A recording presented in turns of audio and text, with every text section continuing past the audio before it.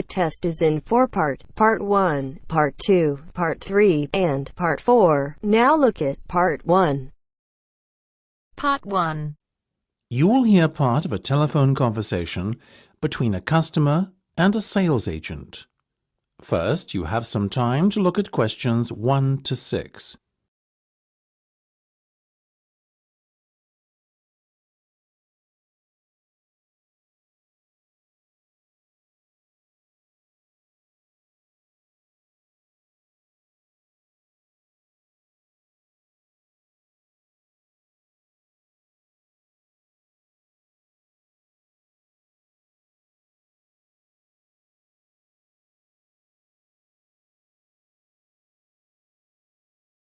Listen carefully and answer questions 1 to 6.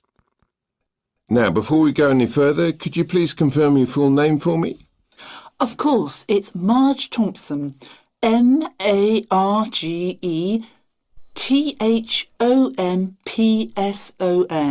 Thank you, Marge. That's great. Now, Marge, the next thing I'm going to do is provide you with a booking reference. You should quote this in any further communication you have with us. OK, just let me get a pen. Go ahead. Very well. It's 777 000 44 22. That's 777 000 44 22. Got it? Yes, thank you. And just to confirm, you want to hire a car for 14 days, is that right? Exactly. Right, I can confirm that you'll be issued with a Tigray Sword Star. What's this Tigray sword thing? Oh, my apologies. That's the model of car we've allocated to you for the hire period. Oh, I see. Sorry, I'm not that well up on car models. No worries. I'll give it to you again. Mind you, it's 2 words. Tigray Sword Star. That's TIGRE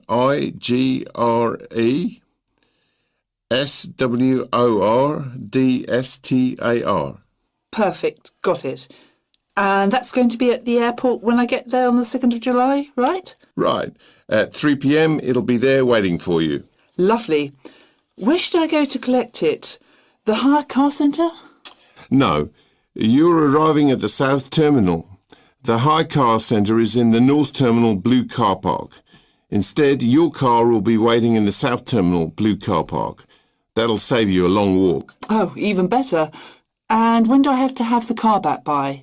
Well, we give you a period of grace, so once it's back by the 17th of July, at or around 6 p.m, there won't be any problem. Well, as I'm flying back on the 16th, there certainly won't. I'll surely have it back by the return date, otherwise I'll be in big trouble. Indeed. Now, what type of insurance would you like? Fully comprehensive, of course. Naturally, right. We'll put you down for the comprehensive then, but I must inform you that there's an excess of £500. After that, you're covered for everything. Fine. That's pretty standard these days. Before listening to the rest of the conversation, you have some time to look at questions 7 to 10.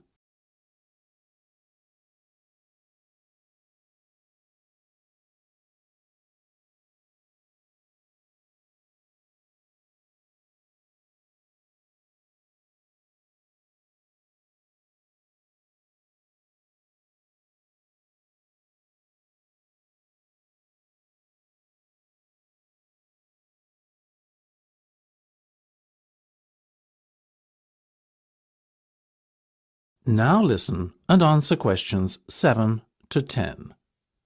Now, Marge, how would you like to pay today? Do you accept cheques? Unfortunately not. Only a debit or credit card will suffice. OK. I have my debit card here. No worries. Excellent. Let me just give you a breakdown of the total cost now. It's £280 for the 14-day vehicle hire, and the insurance is an additional £75. Will you be needing a satellite navigation system? How much? £25. No, thank you. I'll use my own. I have one on my mobile. What about the roaming charges? That could amount to even more than £25. Good point. On second thoughts, I'll take the satellite navigation. I also need tyre chains. Is that correct? Not compulsory at this time of year. But I may be travelling up to very high altitudes in the Alps. In that case, perhaps you should hire them too. The chains will set you back another £25. No problem. So that's £405 by my calculation. We also have to include 12.5% tax, I'm afraid. Oh, well, if you must. So in total, that's £455.50. Now let me just... That is the end of part 1. You now have half a minute to check your answers.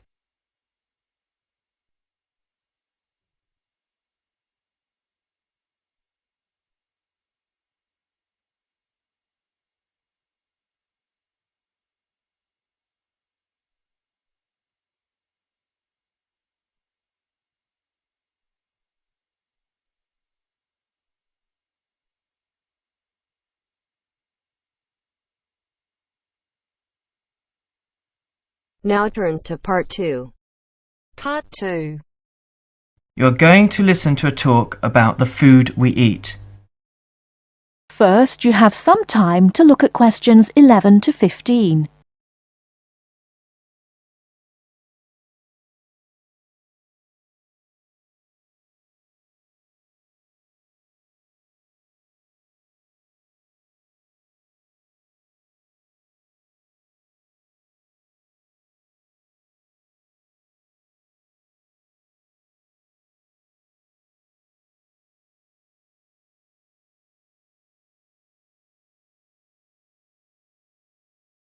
Now, listen carefully and answer questions 11 to 15.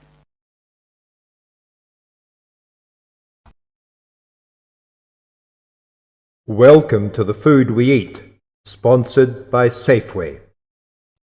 Increasingly, we know more about the effects of our eating habits and lifestyles on our health.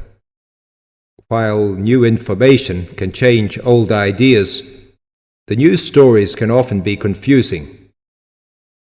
At Safeway, we try to help customers not only in the range and types of food offered, but also by providing up-to-date, reliable information in areas we know are of interest and which relate to the diet we eat. Today, we are going to talk about sugar. Recently, doctors have been advising us to eat less sugar. The health recommendation to use less sugar is for two reasons. Firstly, for the sake of our teeth, since the amount and frequency of sugar consumption links to decay. Secondly, as sugar is a good source of calories, it can easily be a problem if we tend to be overweight. The dental risk is because bacteria which occur naturally in our mouth feed on carbohydrates, sugar and starch, to form plaque and acid. Plaque is a sticky coating that prevents the bacteria being removed by saliva. The acid attacks the tooth itself. This takes time, however, so the trick is to avoid sticky foods like sweets, which stay around in crevices feeding the bacteria. Before you hear the rest of the talk, you have some time to look at questions 16 to 20.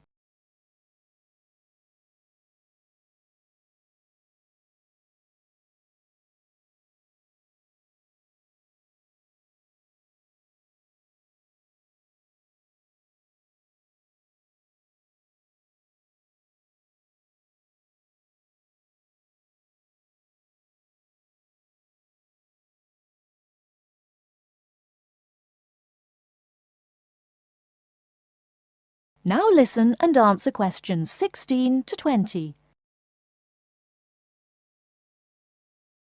Regular brushing, preferably with a fluoride toothpaste, helps remove particles and resist acid.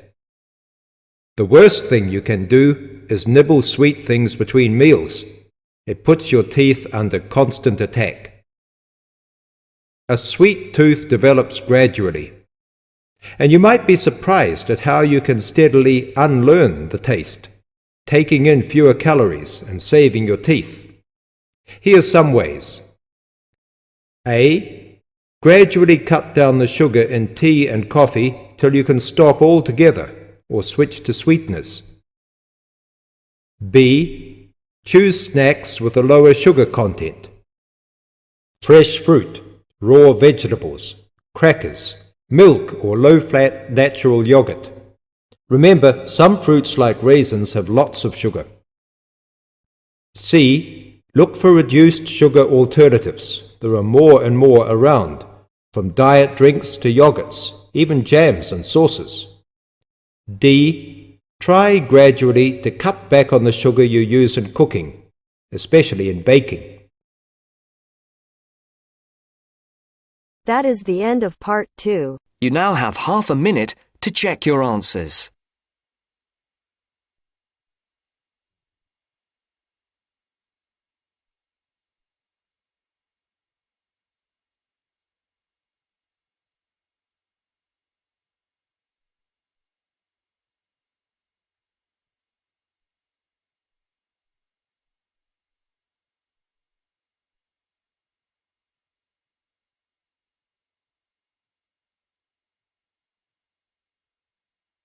Now turns to part 3.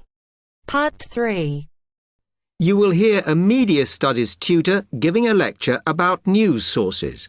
First, you have some time to look at questions 21 to 25.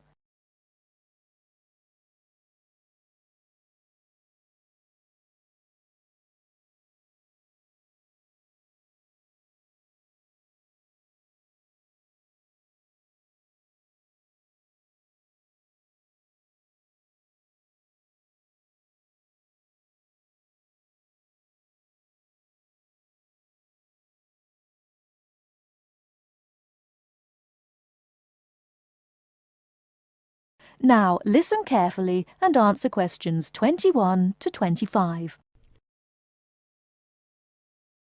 Now, many of you will have heard about the predicted death of newspapers, as people increasingly access the TV and the Internet for their news.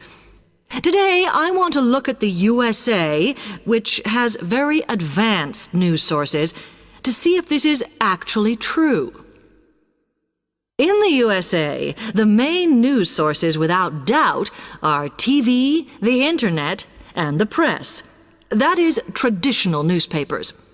And although they are each surviving and growing, they are also changing. Obviously, TV news has been around for a while, and the early evening bulletins when people get in from work are very popular. I suppose we traditionally think of the morning newspaper arriving on our doorstep with the daily news. Interestingly, this is not borne out by the statistics, which show that readership in the U.S. is much higher when people have time to relax, when they're not working, especially on Sundays. The Internet is also a popular weekend activity, but shows no variation with weekday access. So people are using the different sources in different ways. Interestingly, local radio has been hit less by the grip of quite strong local newspapers than by the Internet, which is seen to offer a better regional service. But just because the Internet is seen as the new force in news media does not mean it is dominant. Television has, of course, been global for a while. But now technological changes, which have fueled the rise of online news, have also allowed newspapers to print and distribute editions across the world. In fact, Internet news, which is seen as the big competitor for traditional markets, does not offer that much variety. Often, the sources are the online versions of the newspapers, whereas television, in order to offer something different, has had to come up with a much more mixed bag of reporting, from hard news to light reports on celebrity events. Another issue is reliability. The Internet is virtually unregulated, so anything can be reported there, whether true or not. Journalists on newspapers have fought a long, hard battle to fight intervention and to retain the freedom of the press. Television, however, is seen as critical to political power and has become subject to harsh controls about what it can or cannot say. Before you hear the rest of the talk, you have some time to look at questions 26 to 30.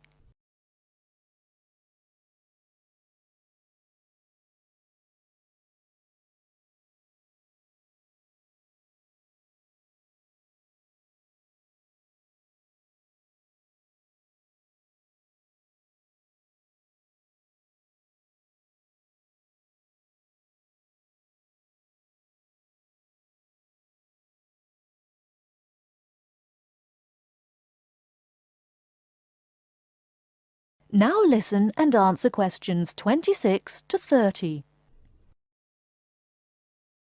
Now, one very critical factor in keeping newspapers alive and well in the USA has been their approach to advertising. Obviously, newspapers are heavily dependent on advertising revenue, and they have become more and more imaginative in what they offer, in order to make sure that advertisers use them and not other news sources.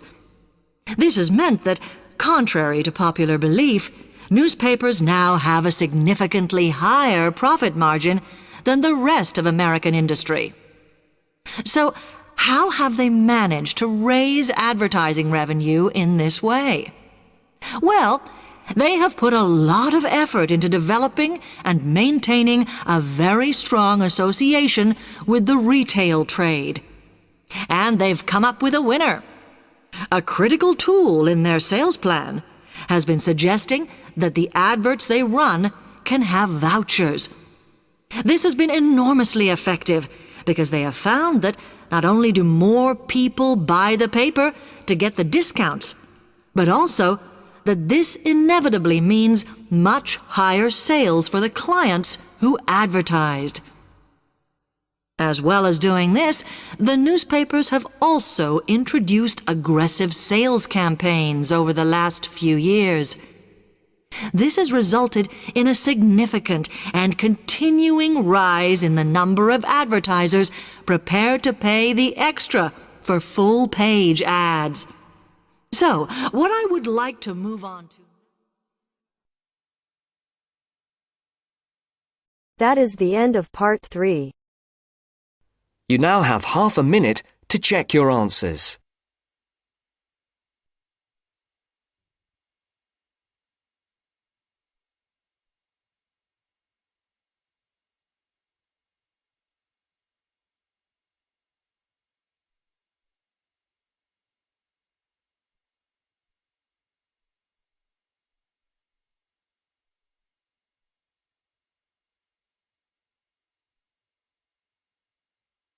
Now turns to part 4. Part 4. You will hear a talk about memory in babies and young children. First, you have some time to look at questions 31 to 40.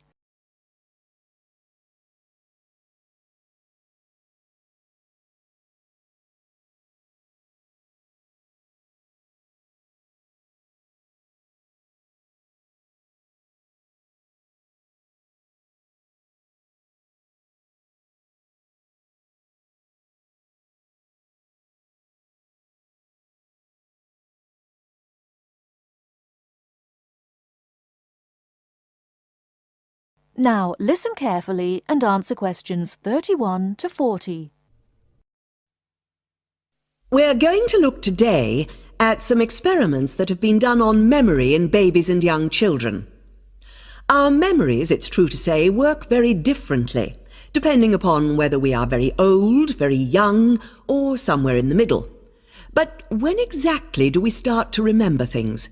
And how much can we recall? One of the first questions that we might ask is, do babies have any kind of episodic memory? Can they remember particular events? Obviously, we can't ask them, so how do we find out? Well, one experiment that's been used has produced some interesting results. It's quite simple and involves a baby in its cot, a colourful mobile, and a piece of string. It works like this.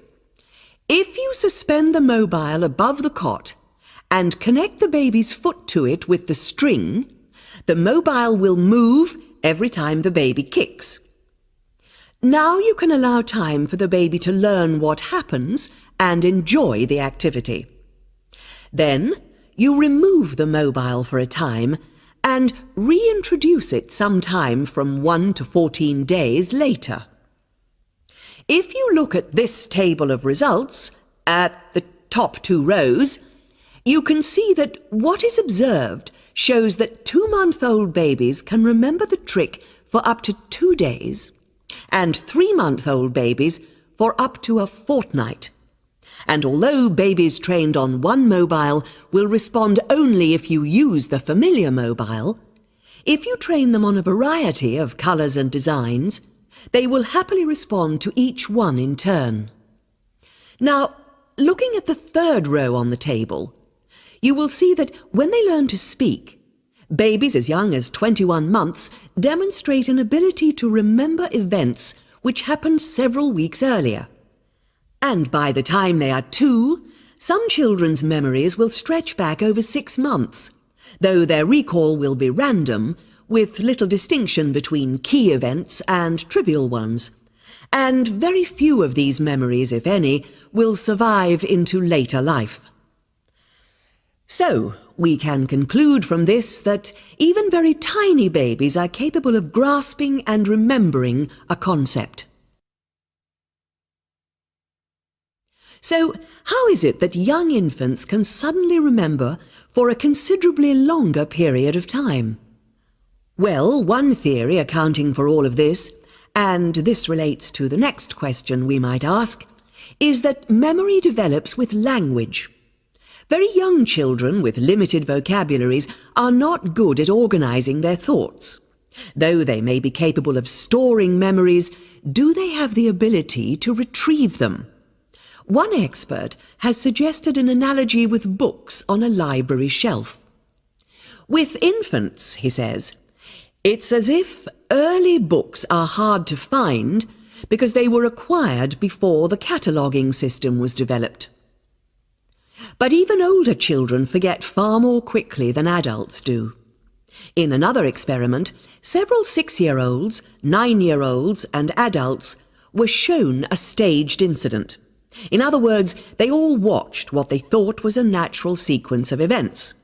The incident went like this. A lecture, which they were listening to, was suddenly interrupted by something accidentally overturning. In this case, it was a slide projector. To add a 3rd stage, and make the recall more demanding, this accident was then followed by an argument. In a memory test the following day, the adults and the 9-year-olds scored an average 70%, and the 6-year-olds did only slightly worse. In a retest 5 months later, the pattern was very different. The adults' memory recall hadn't changed, but the 9-year-olds had slipped to less than 60%, and the 6-year-olds could manage little better than 40% recall. In similar experiments with numbers, digit span is shown to vary. That is the end of part 4. You now have half a minute to check your answers.